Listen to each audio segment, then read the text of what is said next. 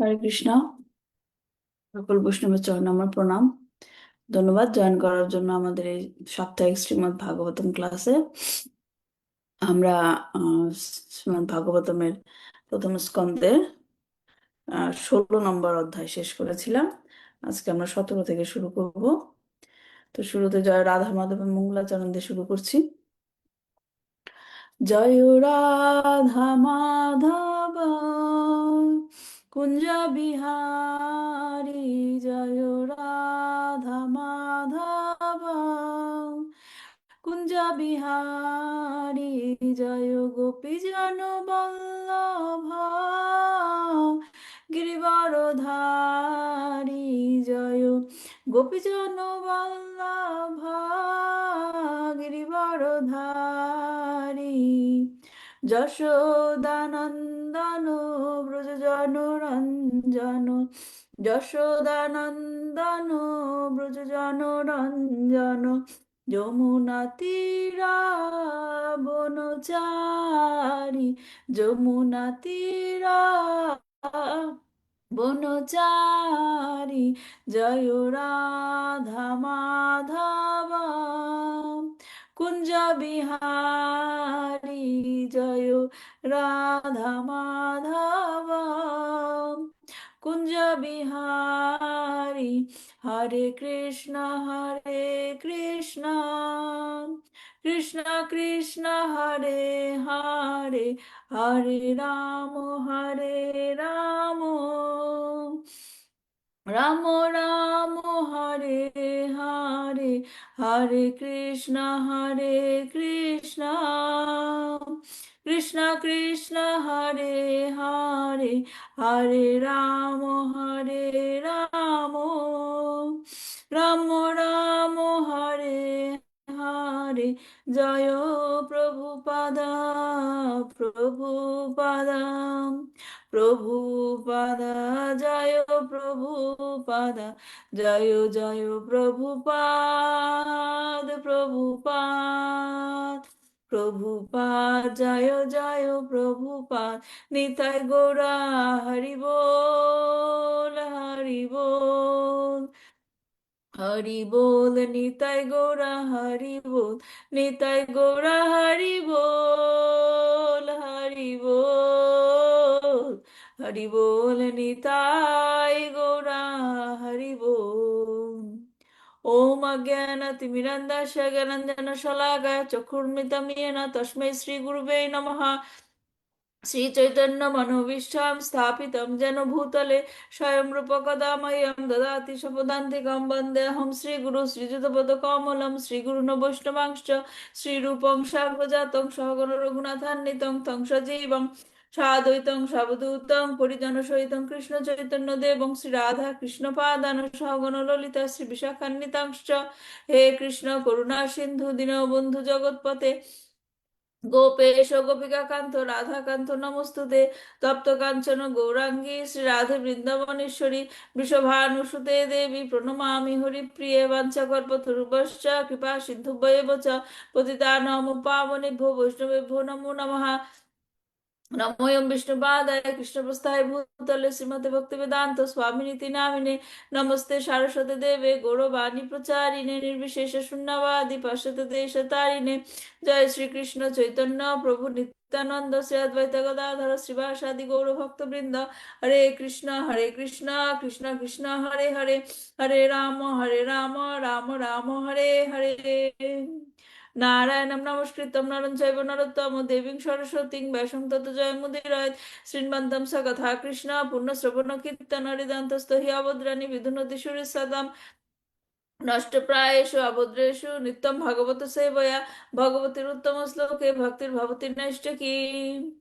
ওম নমো ভগবতে বাসুদেবায়, ওম নমো ভগবতে বাসুদেবায়, ওম নমো ভগবতে বাসুদেবায়। শ্রীমদ্ ভাগবতম কি জয়, শিল প্রভুপাদ কি জয়, নিতাই গৌর প্রেমানন্দে হরি হরি বল। ওকে, তাহলে আমরা 16 নম্বর অধ্যায়ে যেটা যেটা পড়েছিলাম, কিছু প্রশ্ন দিয়েছিলাম, সে প্রশ্নগুলো দিয়ে শুরু করছি। যারা যারা জয়েন করেছেন, যদি একটু কাইন্ডলি ক্যামেরাটা অন করেন, ভালো হয়। আচ্ছা, প্রথম প্রশ্ন ছিল প্রথম প্রশ্ন ছিল 26 থেকে 30 নম্বর শ্লোক, রাইট? 26 থেকে 30 নম্বর শ্লোকগুলোতে ধরিত্রী মাতা ভগবানের কয়টি বৈশিষ্ট্যের কথা উল্লেখ করেছেন? হরে কৃষ্ণ মাতাজি, এখানে 40টি বৈশিষ্ট্যের কথা উল্লেখ করেছেন ধরিত্রী 40টি বৈশিষ্ট্যের ভগবানের। কথা উল্লেখ করেছেন, এবং যদিও ভগবানের গুণ, ভগবানের অগণিত। অগণিত, তারপরেও এখানে 40টি গুণের কথা উল্লেখ করেছেন। তো এগুলো ধরিত্রী মাতা স্মরণ করে কেন শোক করছিলেন?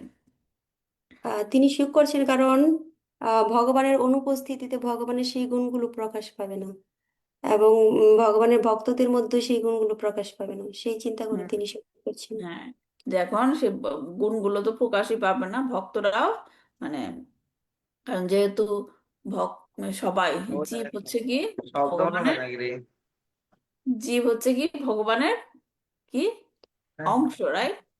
অংশ। মমই বাংশ জীবলোকে। হুম।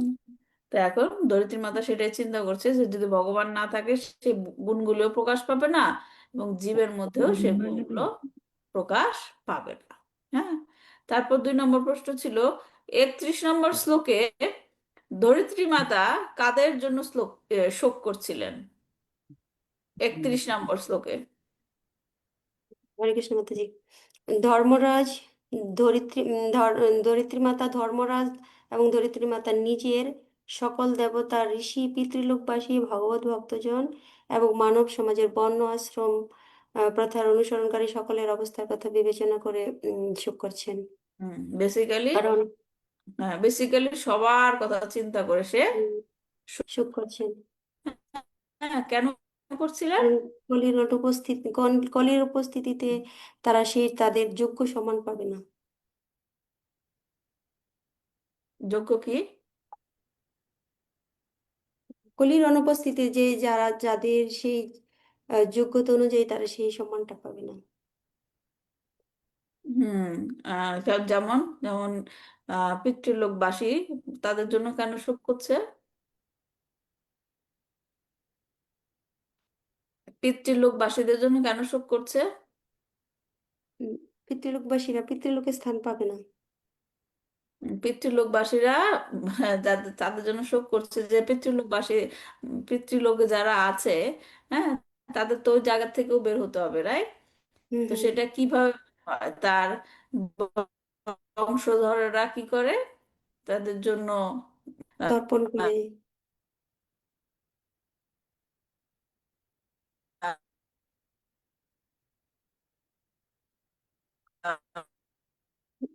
নেটওয়ার্কের সমস্যা মানে হচ্ছে। অনুষ্ঠান করে, যেগুলো নাকি কি হবে যদি ফলো না করে, তাহলে কি হবে? পিতৃলোকবাসীরা সেই ইগুলা পাবে না, রাইট?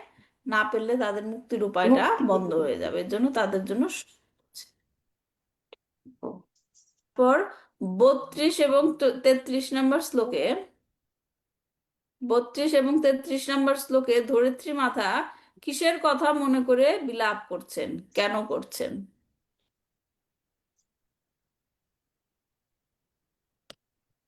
আজকে আর কেউ নাই উত্তর দেওয়ার? হরে কৃষ্ণ মাতাজি, আমি বলি হ্যাঁ, যতটুকু আপনাকে তো জানি। বলতে হবে, আর তো কেউ হাত তুলছে না। বলেন।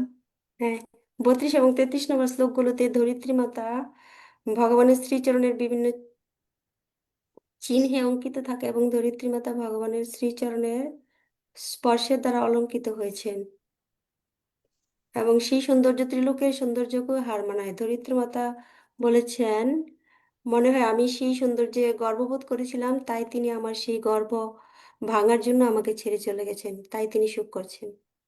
বেসিক্যালি আর কি ভগবানের শ্রীচরণের কথা, হুম। শ্রীচরণের কথা মনে করে সে বিলাপ শোক করছেন। করছেন, মানে কষ্ট পাচ্ছেন, কারণ সেই শ্রীচরণের স্পর্শ তিনি আর পাবেন না। পারবেন না। হ্যাঁ, তিনি আর পাবেন না সেই শ্রীচরণের স্পর্শে, তার সৌন্দর্য বৃদ্ধি পেয়েছিল। হুম। তো সেই সৌন্দর্যের জন্য সে কষ্ট পাচ্ছে না, বেসিক্যালি আর কি, সে সৌন্দর্য, সে চরণের স্পর্শটা পাবে না, সেই কথা চিন্তা করে সে কষ্ট পাচ্ছে। এবং নিজে নিজে চিন্তা করছে, মনে হয় আমি গর্ববোধ করেছিলাম, এবং সেই গর্ব আমার এখন হ্যাঁ, হচ্ছে, গর্ব গর্ববোধ খর্ব করার করার জন্য জন্য ভগবান আমাকে ছেড়ে ছেড়ে চলে চলে গেল। গেছে। তারপর 35 নম্বর শ্লোকে ভগবানের কি বিশেষ, সরি এখানে আমার লেখা ভুল হয়েছে, কি বিশেষ বৈশিষ্ট্যের কথা বলা হয়েছে 35 নম্বর শ্লোকে? হরে কৃষ্ণ মাতাজি, আমি বলবো। হ্যাঁ বলেন।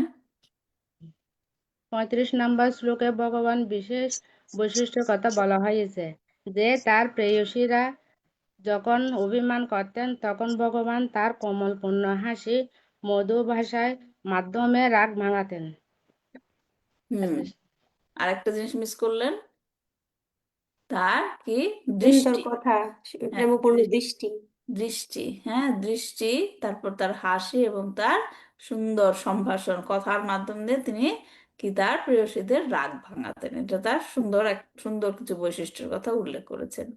তারপর 5 নম্বর প্রশ্ন ছিল, ধরিত্রী মাতা কি বিশেষ কারণে অন্য সমস্ত ভক্তের তুলনায় বেশি ভগবানের অনুপস্থিতিতে ভগবানের বিরহ অনুভব করছেন? হ্যাঁ, সবাই ভগবানের অনুপস্থিতিতে কষ্ট পাচ্ছেন না, কিন্তু হুম। ধরিত্রী মাতা বিশেষ করে কেন বেশি কষ্ট পাচ্ছেন? বলবো মাতাজি। বলেন। ধরিত্রী মাতার সাথে ভগবান যখন নীলাম্বরণ করে চলে গেছেন তখন ভগবানের অনুপস্থিতিতে ভগবানের বিরহ অনুভব করেছেন। না, কারণটা তো বললেন না, আমি তো জিজ্ঞেস করেছি কারণটা কি। অন্য সব ভক্তরা, আমরা আগের অধ্যায় দেখেছি না, হুম। অর্জুন কষ্ট পাচ্ছে, পাণ্ডবেরা কষ্ট পাচ্ছে, রাইট, সবাই কষ্ট পাচ্ছে, কিন্তু ধরিত্রী মাতাও কষ্ট পাচ্ছে, কিন্তু অন্যান্য ভক্তদের তুলনায় তার কষ্টটা বেশি কেন? কারণ কারণ সব পার্শ্বদেরা সব সময় ভগবানের সাথে ছিলেন না, কিন্তু ধরিত্রী মাতা সব সময় ভগবানের সাথে ছিলেন। ধরিত্রী মাতা একদম সব যতটুকু সময় ভগবান তার লীলা সেই করেছেন, একদম সে প্রথম থেকে শেষ পর্যন্ত প্রথম ধরিত্রী থেকে শেষ তার পর্যন্ত সাথে ধরিত্রী ছিলেন। মাতা ছিলেন, হ্যাঁ, তার এজন্য জন্য তিনি কি করছেন। তিনি কখনো বিরহ অনুভব করেন নাই। পাণ্ডবেরা বিরহ অনুভব করেছে যখন হস্তিনাপুর থেকে চলে এসেছিল, রাইট, দ্বারকা থেকে যখন হস্তিনাপুরে গিয়েছিল দ্বারকাবাসীরা বিরহ অনুভব করেছিল, বৃন্দাবন থেকে যখন চলে আসলো বৃন্দাবনবাসীরা বিরহ অনুভব করেছিল, কিন্তু ধরিত্রী মাতা কখনো সেই বিরহ অনুভব করেন নাই। ভগবান যেখানেই গেছেন সেইখানেই ধরিত্রী মাতার সংস্পর্শে ছিলেন। এই জন্য এখন সে এই প্রথম বিরহটা অনুভব অনুভব করছে, করছেন। এবং সেটা অত্যন্ত বেশি, অন্যদের তুলনায় বেশি। বেশি। ঠিক আছে, তাহলে এই ছিল প্রশ্ন। তাহলে আমরা একটু 16 নম্বর অধ্যায় কি কি শিখেছিলাম এটা একটু রিক্যাপ করে তারপর 17 নম্বর অধ্যায়টা শুরু করি, ঠিক আছে? তো উম, সেই 16 নম্বর অধ্যায়ে আমরা কি কি জেনেছিলাম, যে জন্মের সময়,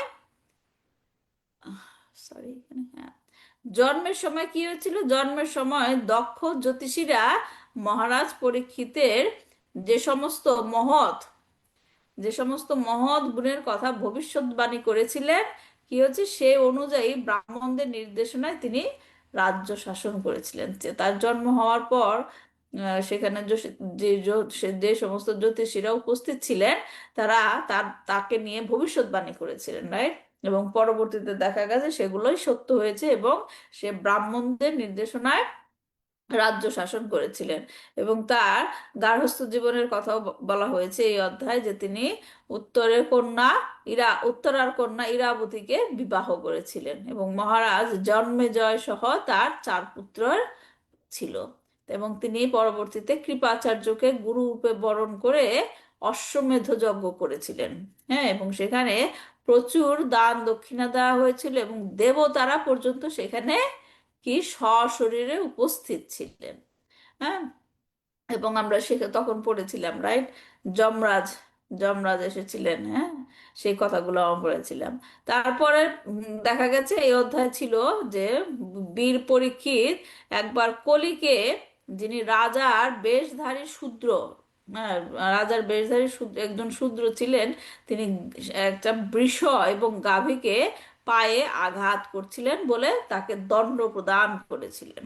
হ্যাঁ, তো তখন ওইখানকার যে সমস্ত ঋষিরা উপস্থিত ছিলেন, যাদের কাছে সুত গোস্বামী শ্রীমদ্ ভাগবতম বলছে, সেসব ঋষিরা তাকে জিজ্ঞাসা করেছিল যে কলি এত বড় মানে গর্হিত কাজ করেছে, তাকে মৃত্যুদণ্ড না দিয়ে কেন শুধুমাত্র দণ্ড প্রদান করলেন। তো সেই কথা আবার তারা সেই কথা জানতে চেয়েছিল, কিন্তু সেই সাথে তারা বলেছিল এই ঘটনা, এই কারণ কৃষ্ণ যদি সম্পর্কিত কোনো কৃষ্ণ কথা। সম্বন্ধীয় হয় তাহলেই শুধু আমাদেরকে বলুন। হুম।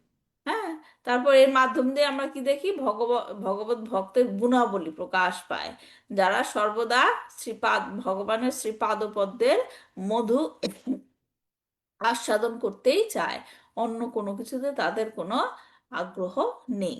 এবং তারা মনে করেন যে এইসব আলোচনার কি কি প্রয়োজন, যা মানুষের মূল্যবান জীবনকে অকারণে নষ্ট করে, মূল্যবান জীবনের যে সময়, সেই সময়কে অকারণে নষ্ট করে দেয়। তো এরপর আমরা জেনেছি যে লীলামৃত এবং ভগবানের লীলা কথা শ্রবণ এবং কীর্তনের মাধ্যমে কিভাবে মৃত্যুকে জয় করা যায়, কিভাবে যমরাজকে যমরাজকে আমন্ত্রণ আমন্ত্রণ জানিয়ে। জানিয়ে। হ্যাঁ, কেউ কেউ শাশ্বত জীবন লাভের আকাঙ্ক্ষায় মৃত্যুর নিয়ন্ত্রক যমরাজকেই কৃষ্ণ কথা শ্রবণের জন্য আমন্ত্রণ জানিয়ে মৃত্যুকে জয় করে। তারপর স্বল্প বুদ্ধি সম্পন্ন এবং স্বল্পায়ু আর অলস মানুষেরা কেবলমাত্র রাতে ঘুমানোর মধ্য দিয়ে এবং দিনে নিরর্থক কাজকর্মের মধ্য দিয়ে জীবন অতিবাহিত করে। তারপরে আমরা জেনেছিলাম যে মহারাজ পরীক্ষিত যখন শুনেছিলেন যে কলি এসে মানুষের মন কলুষিত করছে, এবং তিনি তার রাজ্যে প্রবেশ করে প্রবেশ করে প্রজাদের মনকে প্রভাবিত করতে লাগলেন। হ্যাঁ, তিনি তখন রাজ্য কি করলেন, তার প্রাসাদ থেকে বের হয়ে তিনি রাজ্যে বের হয়ে গেলেন এবং সমস্ত প্রজাগণদেরকে এই কলির প্রভাব থেকে, কারণ কলি তো চলে এসেছে, কলিকে তো মানে আটকানো যাবে না, কারণ এটা যে সময়ের প্রভাব। হ্যাঁ, কিন্তু এর প্রভাব থেকে, কলির প্রভাব থেকে নিজেকে রক্ষা করার জন্য তিনি প্রজাদেরকে সাহায্য করার জন্য বের হয়ে গেলেন। এবং সে যখন বের হয়ে গেলেন, আমরা দেখেছি যে বিভিন্ন জায়গায় তিনি যাওয়ার পর কি কি কি শুনেছিলেন, পাণ্ডবদের গুণগান। আর পূর্বপুরুষদের গুণগান। হ্যাঁ, পূর্বপুরুষদের গুণগান শুনেছিলেন, এবং সেটা শুনে সে খুব প্রীত হয়েছিল। তার পূর্বপুরুষদের গুণগান শুনে তিনি আসলে প্রীত হয়নি। তিনি কেন প্রীত ভক্তদের হয়েছিলেন, গুণগান কারণ শুনে। তারা ছিলেন ভগবানের ভক্ত। তার ভক্ত। মানে ভগবানের এই ভক্তদের গুণগান শুনে তিনি প্রীত হয়েছিলেন। এবং তারপর শেষে গিয়ে আমরা দেখলাম যে চ্যাপ্টারের শেষে কি ছিল, বৃষ এবং গাভী, হ্যাঁ, যারা হচ্ছে কি ধরণী এবং ধর্মরাজ। ধর্মরাজ এবং ধরণী, তাদের কথোপকথন দিয়ে অধ্যায় শেষ হয়েছিল, যেখানে বৃষরাজ, বৃষ মানে ধর্মরাজ ধরিত্রী মাতাকে দুইজনের অবস্থায় করুণ দেখানো হয়েছিল। এবং উম, ধর্মরাজ ধরণী মাতাকে তার এতে অনেকগুলো প্রশ্ন করেছিল। কয়টা প্রশ্ন করেছিল? 11টি। 11টি প্রশ্ন করেছিলেন, এবং শেষে গিয়ে ধরিত্রী মাতা সেগুলোর উত্তর দিচ্ছিলেন। এবং সর্বশেষ যে শ্লোক, সেখানে আমরা দেখলাম যে তাদের কথোপকথনের মাঝখানে কে উপস্থিত হলো, তারা যে কথা বলছিল ধরিত্রী মাতা এবং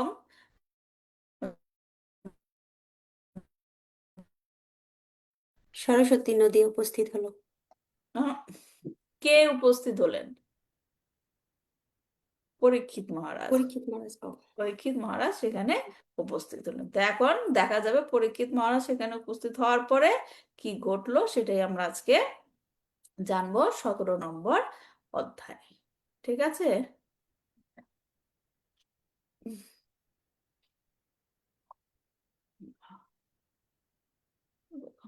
সরস্বতী নদীর তীরে।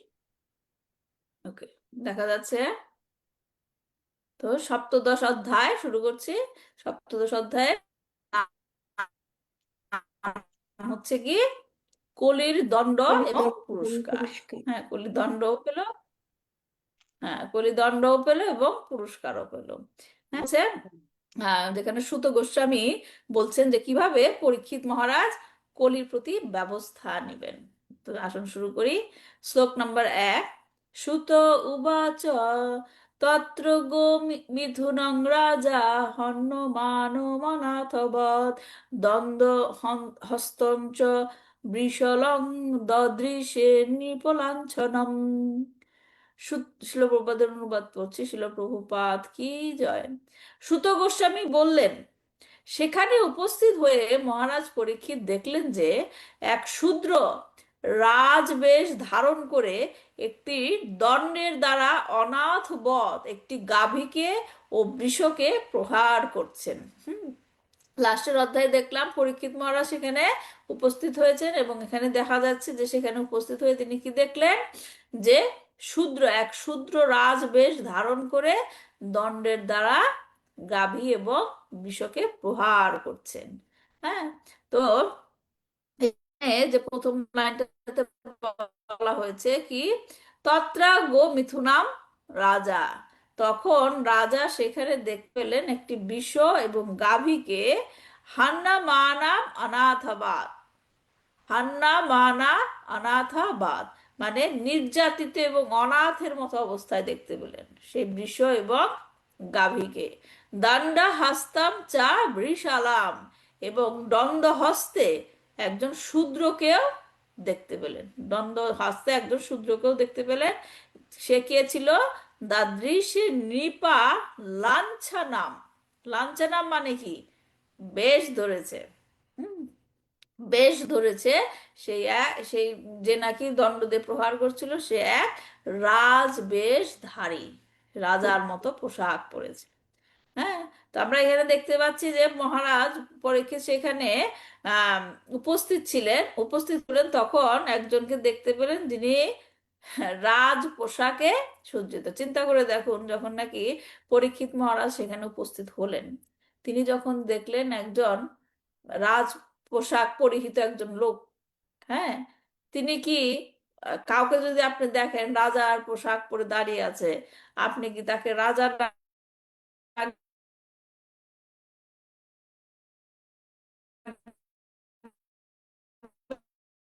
না শূদ্র ডাকবেন? রাজা ডাকবেন না শূদ্র ডাকবেন? রাজা রাখবে। কিন্তু এইখানে পরীক্ষিত মহারাজ তাকে দেখলেন এবং সুত ঘোষে বললেন যে তাকে শূদ্র। দেখার সাথে সাথেই তাকে বললেন শূদ্র। কেন? কারণ তার পরীক্ষিত আচরণ মহারাজ, ছিল শূদ্রের মতো।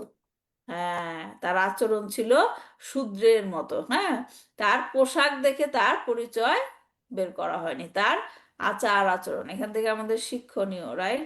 আমাদের মানুষের সাথে কিভাবে আচার আচরণ করতে হয় সেইখান থেকে আমাদের পরিচয় পাওয়া যাবে। আমাদের ভালো ভালো পোশাক পরে গেলাম কোথাও, কিন্তু মানুষের সাথে আমরা আচরণই করতে পারি নাই ভালো। হ্যাঁ, তাহলে সেই পোশাক দিয়ে আমাদের পরিচয় প্রকাশ পাবে না। ঠিক আছে, আচরণ দিয়ে প্রকাশটা পায় আমাদের পরিচয়।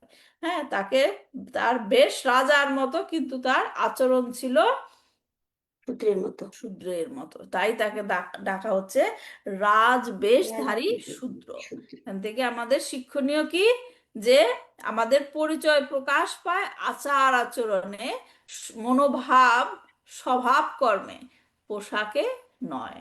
হ্যাঁ, সেটাই ভগবান গীতাতে বলেছেন যে প্রকৃতির 3টি গুণ ও কর্ম অনুসারে আমি মানব সমাজে 4টি বর্ণ সৃষ্টি করেছি। হ্যাঁ, কি কি অনুসারে? গুণ এবং কর্ম কর্ম অনুসারে। অনুসারে, কি কর্ম করো এবং কি গুণ আছে। হ্যাঁ, চাতুর্বর্ণম মায়া সৃষ্টম গুণ কর্ম বিভাগ। 4টি বর্ণ সৃষ্টি করেছি গুণ এবং কর্মের উপর নির্ভর করে। হ্যাঁ, এই হচ্ছে একটা জিনিসের আমাদের এখান থেকে শিক্ষণীয়, যে আমাদের পরিচয় পোশাকে নয়, আমাদের পরিচয় কিসে? ব্যবহারে। ব্যবহারে। কর্মে। 2 নাম্বারটা কি? কেন তাকে শূদ্র বলা হচ্ছিল? রাজবেশধারী। কেন তাকে শূদ্র বলা হচ্ছে বলেন? পরীক্ষিত মহারাজ তাকে প্রথম দর্শনেই তাকে রাজার পোশাকে দেখলো, কিন্তু তাকে শূদ্র বলে ডাকলো কেন? হরে কৃষ্ণ মা, ধন্যবাদ প্রণাম। হরে কৃষ্ণ। গাভী মাতাকে পিটাচ্ছে সেজন্য। হ্যাঁ, তাহলে কি এটা হচ্ছে শূদ্রোচিত কাজ। হ্যাঁ, কোনো জীবকে এরকম ভাবে প্রহার করা, এটা হচ্ছে শূদ্রোচিত কাজ। অত্যাচার, নির্যাতন, পশু হত্যা, এগুলো হচ্ছে শূদ্রোচিত মনোভাব এবং কর্মকাণ্ড। যতই বলেন যে আমি ব্রাহ্মণের ঘরে জন্ম নিয়েছি, কিন্তু আপনি যদি পশু হত্যা করেন, তাহলে কি হবে? আপনার আপনার পরিচয় কি হয়ে যাবে? শূদ্র। শূদ্রের। ঠিক আছে? তো এই সমস্ত কার্যকলাপ হচ্ছে শুধুমাত্র যে প্রাণী হত্যা, ইন্দ্রিয় তৃপ্তির জন্য প্রাণী হত্যা, রাইট? হ্যাঁ, তারপর মানুষে মানুষ এরকম হানাহানি, মারামারি, মানুষের প্রতি মানুষের ভালোবাসা নাই। হ্যাঁ, এগুলো কিসের প্রকাশ? শুদ্রচিত শূদ্রচিত। মনোভাব। শুদ্রচিত মনোভাব।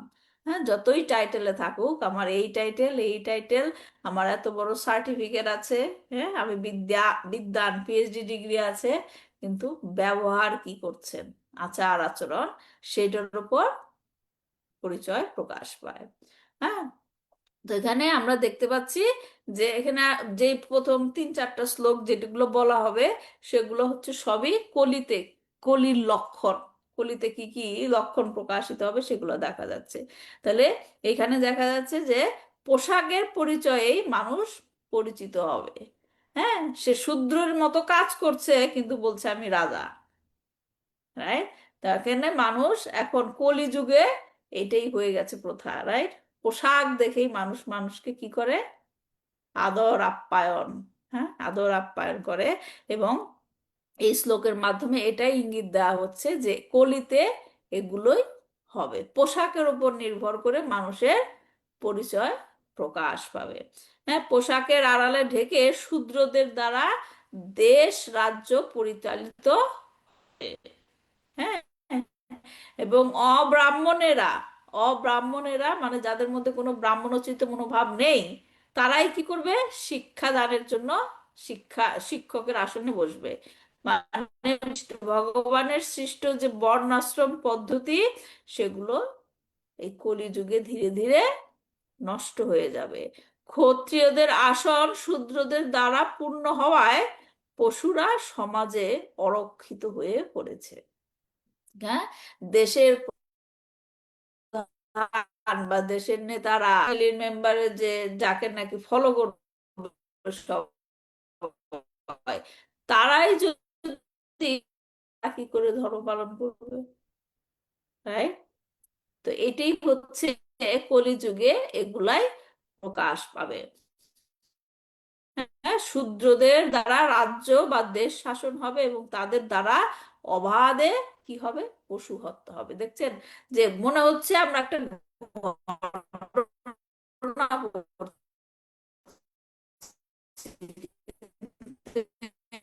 এখান থেকে আমাদের কত কিছু, এই যুগে কি হবে? কি হবে?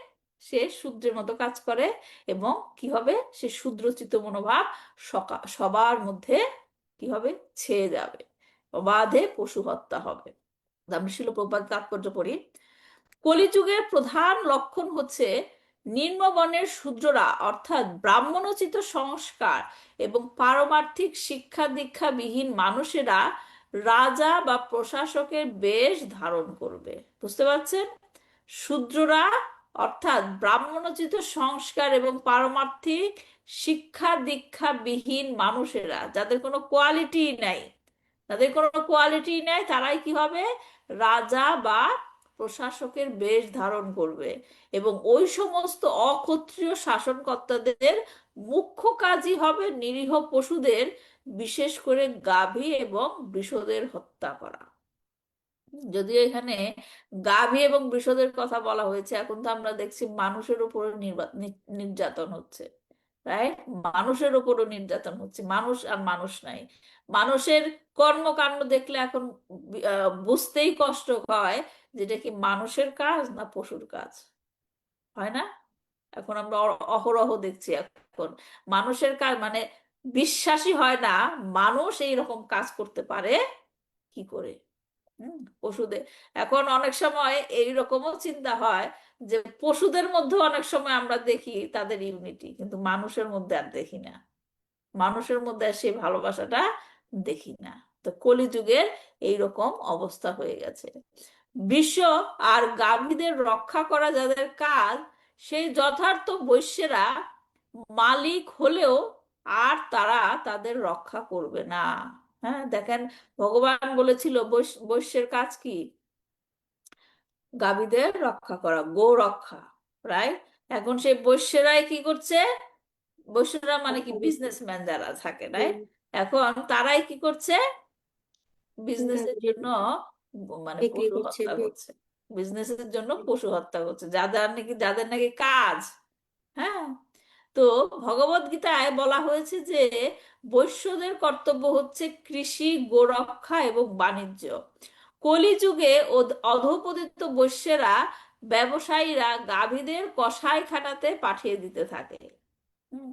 ক্ষত্রিয়দের কর্তব্য রাষ্ট্রের নাগরিকদের রক্ষা করা, আর বৈশ্যদের কর্তব্য হচ্ছে গাভী এবং বৃষদের পালন করে তাদের দুগ্ধ এবং শস্যাদি উৎপাদনে সাহায্য করা। এই সম্বন্ধে আমার একটা কথা মনে পড়লো। আমরা যাই না, জুতে যাই। হ্যাঁ, জুতে যাই। তারপর এখানে আমি এই কানাডাতে দেখেছিলাম, এক জায়গায় গিয়েছিলাম আমার ছেলে মেয়েকে নিয়ে, যে সেইখানে দেখায় যে এই দেখো পাখি, পাখির থেকে ডিম হয় কি করে। হ্যাঁ, এবং ডিম থেকে পাখির জন্ম হয় কি করে। হ্যাঁ। তো সেই জিনিসগুলা, হ্যাঁ, শিখাচ্ছে, বাচ্চাদের শিখাচ্ছে। কিন্তু আমাদের সেগুলো শিখতে দেখতে গেলে কি হয়? টিকিট দিয়ে ঢুকতে হয়। একটা সেখানে বিজনেস হচ্ছে। হ্যাঁ।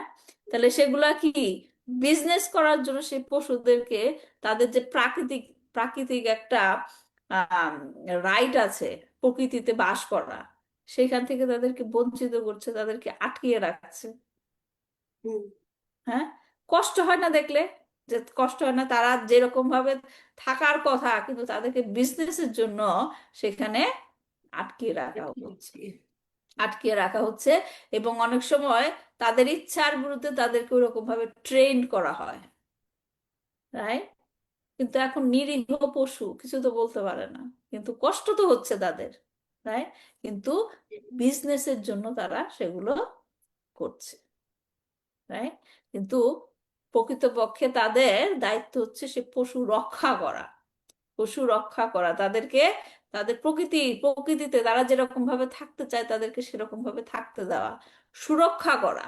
এভাবে আটকিয়ে রেখে সুরক্ষা না, রাইট? যাই হোক, এগুলো চলছে এখন। তা আমি সেখানে গিয়েছিলাম। তো সেখানে যাওয়ার পর আমার এই রিয়েলাইজেশনটা হলো যে আমি এখানে কি দেখতে এসেছি। আমি টিকিট কেটে ঢুকেছি, তার মানে আমিও তাদেরকে সাহায্য করছি, রাইট? তো এরপর থেকে আমাদের আরো এখানে যাওয়া হয় না। যে মনের মধ্যে সেই রিয়েলাইজেশনটা এসেছিল।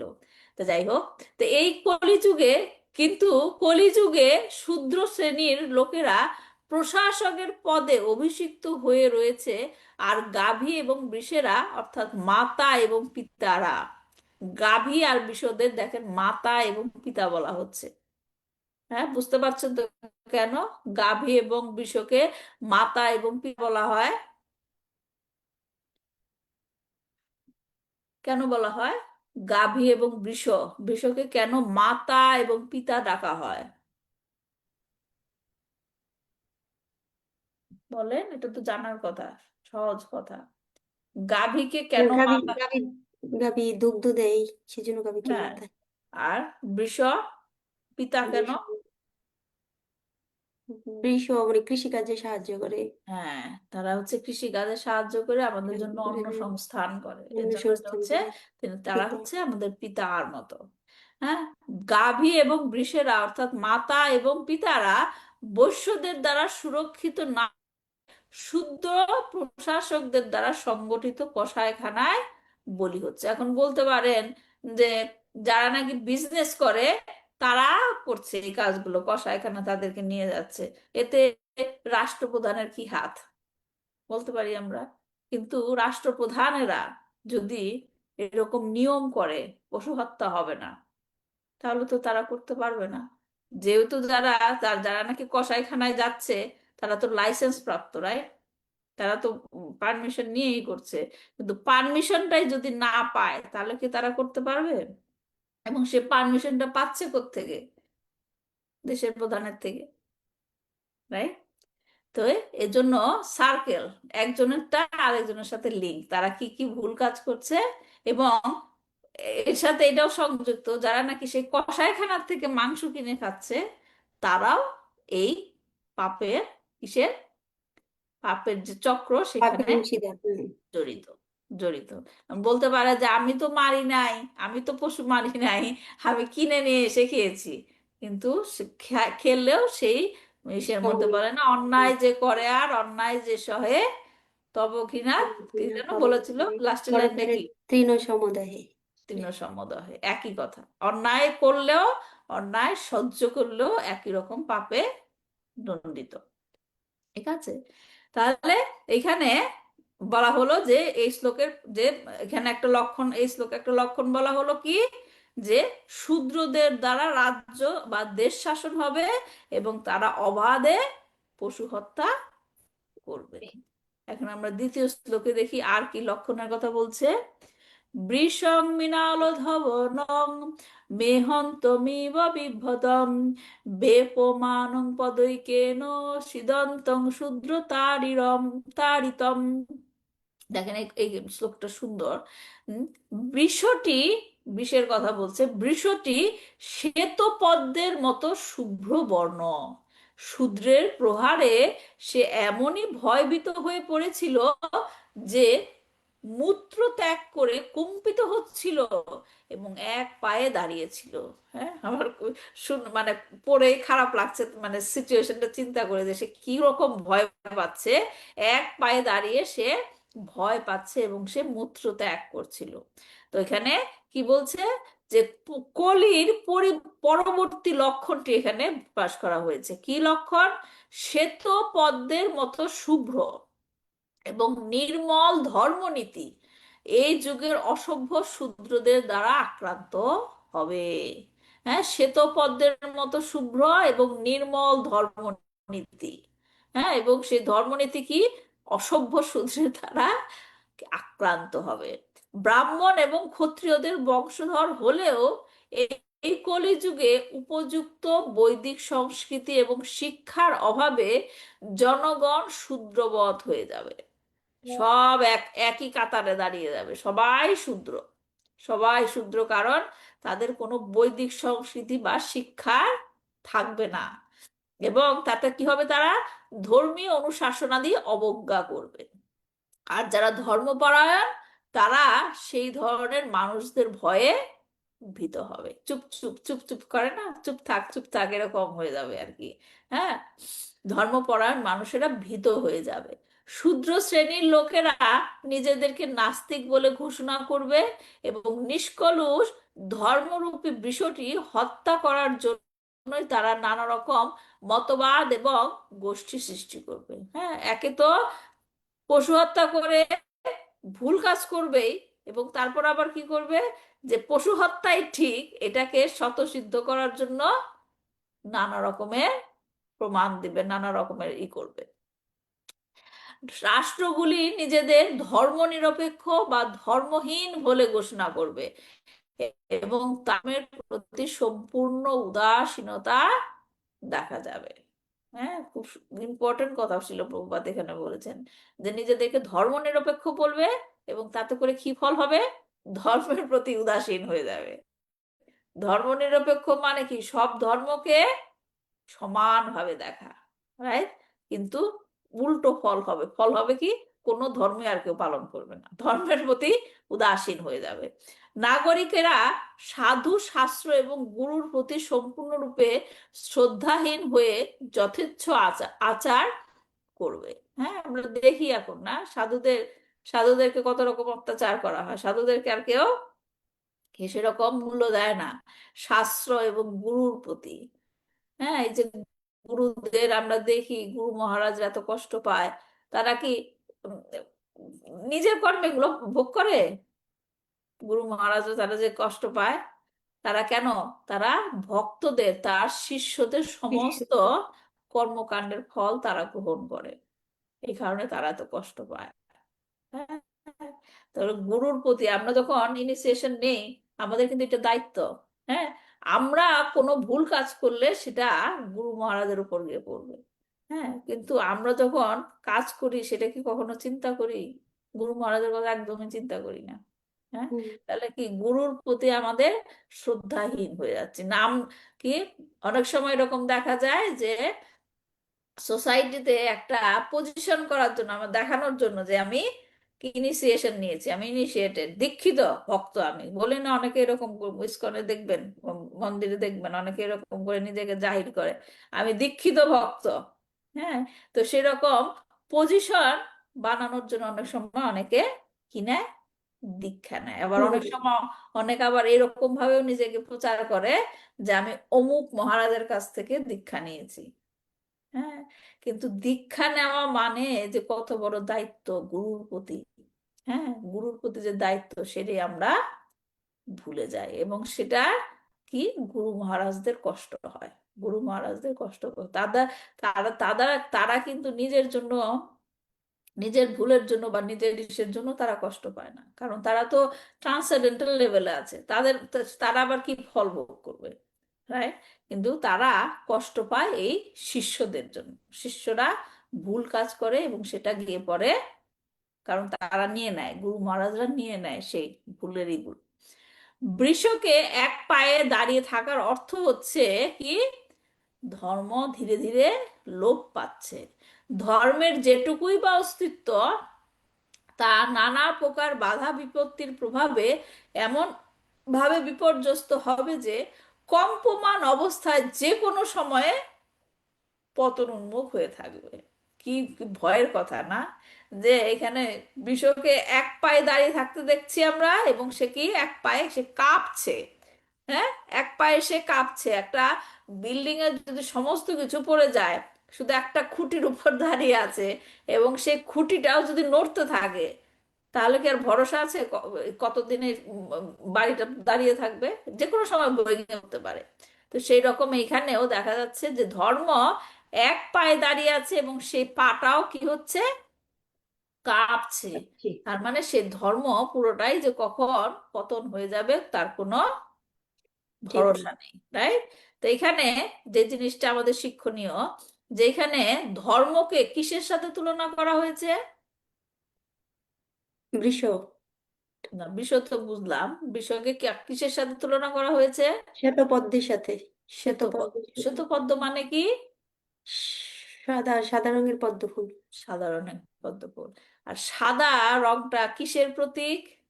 শুভ্রতার প্রতীক, শুভ্রবর্ণ, পবিত্র, পবিত্র। পবিত্রতার প্রতীক। হ্যাঁ, হুম, সাদা, সাদা রং হচ্ছে পবিত্রতার প্রতীক, এবং পদ্ম ফুলও কিন্তু কি, পবিত্রতার পবিত্রতার প্রতীক। প্রতীক। কেন? কেন পদ্ম ফুল পবিত্রতার প্রতীক? কেন? ভগবান পদ্ম পাতায় হ্যাঁ, শয়ন ভগবানের করে। কথাটা পরে, আগে পদ্মের কথাটাই চিন্তা করেন। পদ্ম নিজেই বলা হয় পদ্মের মতো, কেন বলে না যে পদ্মের মতো শুভ্র? কেন পদ্ম কেন পবিত্র? পদ্মের আরেকটা নাম কি? পদ্ম, পদ্মের আরেকটা পদ্ম, নাম কি বলেন? পদ্মের অনেক নাম আছে, শুধু একটা বললে হবে না। কিন্তু বিশেষ একটা নাম আছে যেখান থেকে আমরা বলতে পারি যে পদ্ম হচ্ছে শুভ্র, পবিত্র। কি নাম?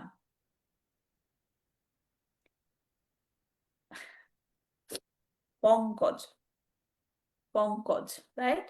পঙ্কজ নামের অর্থ কি? পঙ্কজ নামের অর্থ কি? কি মাতাজি, হ্যাঁ, কি জানি না তো। পঙ্কজ। পঙ্কজ নামের অর্থ কি? পঙ্কজ নামটা যদি আমরা ভাগ করি কি হয়? পঙ্ক আর অজ, রাইট? তাহলে পঙ্ক মানে কি? কাদামাটি, মানে না, পঙ্কিল কথাটা আছে না, পঙ্কে। তো কাদা মাটি থেকে যার জন্ম হয়েছে। হ্যাঁ, যার জন্ম হয়েছে কাদা মাটি থেকে। দেখবেন যে কাদা মাটিতেই পদ্ম ফুলের জন্ম হয়। কিন্তু পদ্ম ফুলটা যখন জন্ম হয়, কাদার সাথে তার কোনো সংস্পর্শ থাকে? না, কাদার সাথে কাদা তাকে কি অপবিত্র করতে পারে না। পারে না। কাদা তাকে অপবিত্র করতে পারে না। এমনকি সে তার ফুলের মধ্যে যদি কাদা ছিটিয়েও দেওয়া হয় সেই কাদা সেখানে লেগে থাকে না। লেগে থাকে না। এজন্য পদ্ম ফুল হচ্ছে কি পবিত্র। পবিত্র। পদ্ম ফুল হচ্ছে পবিত্র। সে মানে নোংরা জায়গায় থেকেও সে পবিত্র। চিন্তা করে দেখেন, সে নোংরা জায়গায় থেকেও সে হচ্ছে পবিত্র। পবিত্র। তো এর জন্য ভগবানকে আমরা বিভিন্ন নামে ডাকি না, পদ্মের নাম যোগ করে আমরা বিভিন্ন নামে ডাকি। যেমন কি কি, পদ্মনাভ, রাইট, পদ্মনাভ, তারপর পদ্মলোচন, পদ্মমুখ, হ্যাঁ, পাদ ও পদ্ম আমরা বলি না, পাদ ও পদ্ম। তারপর হচ্ছে পদ্মনেত্র। হ্যাঁ, ভক্তিরসামৃত মহারাজ তার ক্লাসে এটা নিয়ে খুব সুন্দর ব্যাখ্যা দিয়েছেন। ভক্তিরসামৃত মহারাজ তার ক্লাসে এই পদ্ম নিয়ে অনেক সুন্দর ক্লাস দিয়েছেন। সেখানে আবার পদ্মেরও অনেক নাম আছে, রাইট। সরি, কমল বলে না, কমল, কমল তো পদ্ম, রাইট। তাহলে কমল দিয়েও ভগবানকে ডাকা হয়, কমল লোচন, রাইট, কমল লোচন। তো সেই রকম, যে এর জন্য পদ্ম হচ্ছে কি সবচেয়ে পবিত্র, এবং সাদা রং হচ্ছে পবিত্র। এবং এখানে ধর্মকে কিসের সাথে তুলনা দেওয়া হচ্ছে? পদ্মের তো অন্য কালারও আছে, অন্য কালারের পদ্ম আছে না, কিন্তু এখানে ধর্মকে বলা হয়েছে যে আহ সাদা পদ্ম, সাদা পদ্মের সাথে উপমা দেওয়া হয়েছে। তার মানে ধর্ম হচ্ছে পবিত্র। এখন এই যে আমরা বারবার ধর্মরাজ ধর্মরাজ ধর্ম ধর্ম করছি, এই ধর্ম কথাটার মানে কি? ধর্ম কথাটার মানে কি? ধর্ম হচ্ছে যা আমাদেরকে ধারণ করে। ধর্ম। অনেকে ধর্ম, আমরা যদি আমরা সাধারণত প্রশ্ন করি না আপনার ধর্ম কি, বলে হিন্দু, বৌদ্ধ, খ্রিস্টান, মুসলিম, বলে না। এইভাবে ধর্মের একটা অর্থ আছে, রাইট। আবার ধর্ম মানে কি, মানে ধর্ম পালন করো বলে না, ধর্ম পালন করো মানে কি? ধর্ম, তো সেখানে ধর্মের অর্থ হচ্ছে কর্তব্য, ডিউটি। আমার কি কর্তব্য, যেমন ধরেন সংসারে মা বাবার প্রতি কর্তব্য, হ্যাঁ, ছেলে মেয়ের প্রতি কর্তব্য, হ্যাঁ। তো সেটা হচ্ছে ধর্ম, মানে আরেকটা অর্থ হচ্ছে কি কর্তব্য। আর ধর্ম মানে হচ্ছে আরেকটা অর্থ, যেটা নাকি অর্জুন বলেছেন, হ্যাঁ, মনে নাই? যে দ্বিতীয় অধ্যায়, ভগবদ গীতার দ্বিতীয় অধ্যায়ের 7 নম্বর শ্লোকে অর্জুন কি বলেছেন? ধর্ম সম্মূঢ় চেতা। হ্যাঁ, সেই শ্লোকটা মনে আছে? আহ কি, কার্পণ্য দোষ উপহত, শ্লোকটা আছে না? সেখানে কি বলেছেন সে? ধর্ম সংমূঢ়চেতা, পিচ্ছামি ধর্ম সংমূঢ়, পিচ্ছামি ত্বাম ধর্ম সংমূঢ় চেতা। কি বলেছিল সেখানে অর্জুন? আমি আমার কি ধর্ম, আমি আমার কি কর্তব্য বুঝতে পারছি না, এখন তুমি আমাকে বলো আমার কি করা উচিত। তার মানে এখানে ধর্মের অর্থটা হচ্ছে কি যা করা উচিত, যা করা উচিত। আবার গীতার আরেক জায়গায় আমরা দেখি ভগবান কি বলেছেন, কি ধর্ম সংস্থাপনার্থায়া সম্ভবামি যুগে যুগে যুগে। যুগে। হ্যাঁ, তাহলে এখানে ভগবান সব ধর্মের কথা বলছে। তো এইখানে ধর্মের অর্থটা কি? ধর্ম সংস্থাপনার্থায়, এইখানে ধর্মের কথাটা বলেছে বর্ণাশ্রম ধর্ম। বর্ণাশ্রম ধর্ম তিনি যেটা সৃষ্টি করেছেন সেটা নষ্ট হয়ে যাচ্ছে, এখন কলিযুগে তো পুরোটাই নষ্ট হয়ে গেছে। তিনি সেটা বলেছেন, সেখানে ধর্মের অর্থ হচ্ছে বর্ণাশ্রম ধর্ম। আবার আরেক ভাবে ধর্মের কথাটা বলা হয়, ধর্মের অর্থ মানে যেমন ধরেন কোনো কোনো জিনিসের নিজস্ব ধর্ম আছে, রাইট। জলের ধর্ম কি? জল গড়িয়েই পড়বে, জল তরল থাকবে, জল গড়িয়েই পড়বে। আবার চিনির ধর্ম কি? মিষ্টি। মিষ্টতা। হ্যাঁ, চিনির ধর্ম মিষ্টতা, লবণের ধর্ম লবণাক্ততা। তো সেরকম সবকিছুরই নিজস্ব ধর্ম আছে। হ্যাঁ, তা আমাদের ক্ষেত্রে ধর্মটা কি? আমাদের ধর্ম কি সেটা বুঝতে গেলে বুঝতে মনুষ্যত্ব। হবে আমার পরিচয় কি, রাইট। হুম। আমার ধর্ম কি সেটা বুঝতে গেলে আমার বুঝতে হবে আমার পরিচয় কি, আমি কে, আমি কে,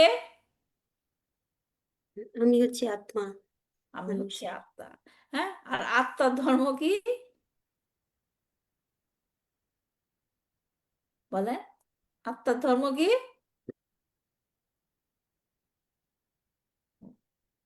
সহজ কথা, আত্মার ধর্ম কি?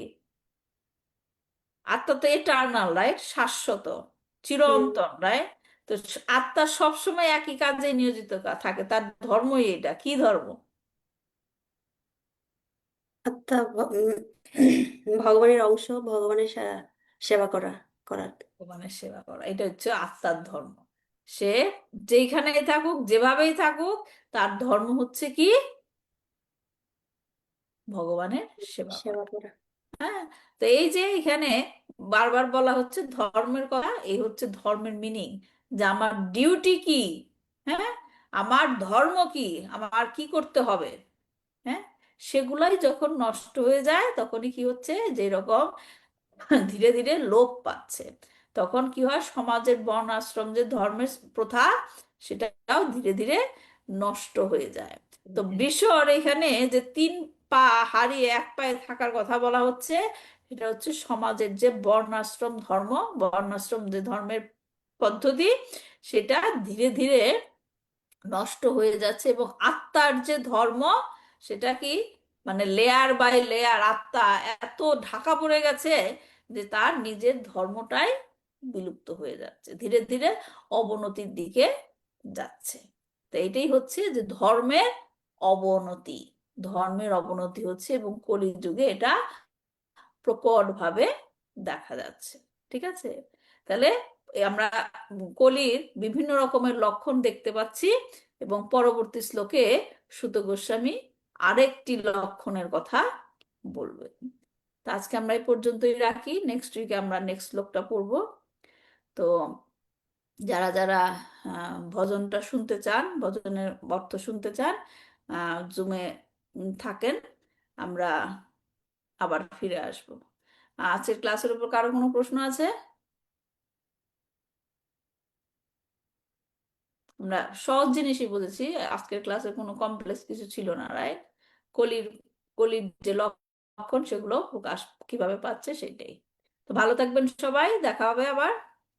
বাঞ্ছা কল্পতরুভ্যশ্চ কৃপা সিন্ধু ভৈবচ পতিতাম পাবনেভ্যো বৈষ্ণবেভ্যো নমো নমঃ। শ্রীমদ্ হরে ভাগবতম কি কৃষ্ণ। জয়, শিল জয় প্রভুপাদ জয়। কি জয়, হরি হরি বল। প্রণাম।